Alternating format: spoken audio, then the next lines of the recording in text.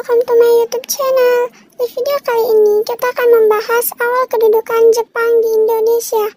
Yang belum tahu gimana awal kedudukan Jepang di Indonesia, simak video ini ya.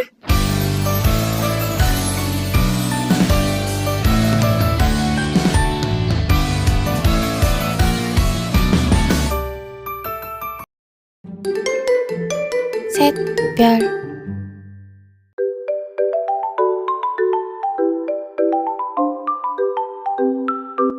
Jadi ini adalah konsep atau topik yang akan kita bahas di video kali ini. Simak videonya ya. Sejak kapan sih Indonesia resmi menjadi wilayah jajahan Jepang? Masa pendudukan Jepang di Indonesia terjadi pada masa Perang Dunia II, tepatnya sejak Perang Dunia II berakhir. Jepang menduduki Indonesia selama kurang lebih 3 tahun, mulai tahun 1942 sampai tahun 1945. Lalu mengapa tahun 1942 menjadi titik awal masa pendudukan Jepang?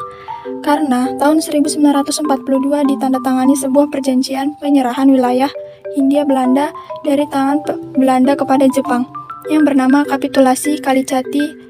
Lantas, mengapa tahun 1945 menjadi penanda berakhirnya masa pendudukan Jepang di Indonesia?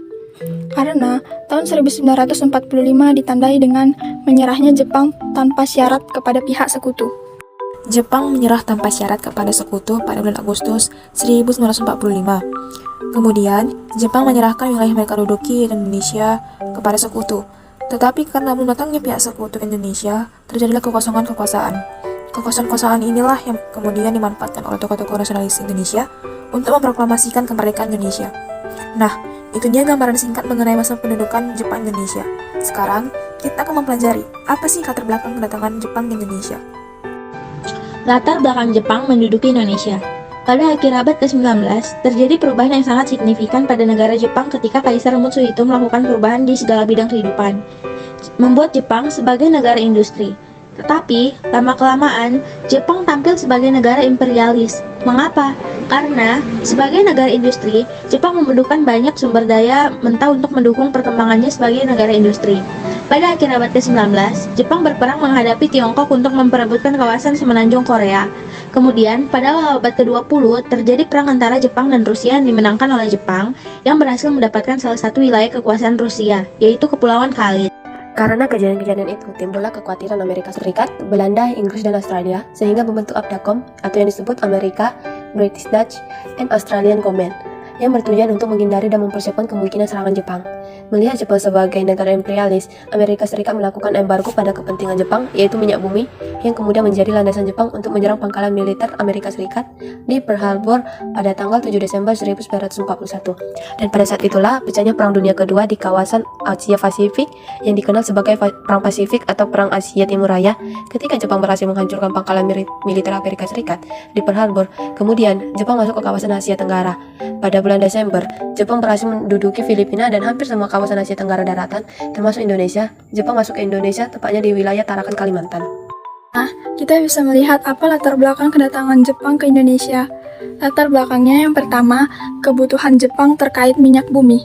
Dalam kondisi perang, Jepang membutuhkan ketersediaan minyak bumi untuk mendukung industri perangnya, apalagi Indonesia dikenal dengan negara penghasil minyak bumi. 2. Untuk mendapatkan dukungan dari bangsa Indonesia.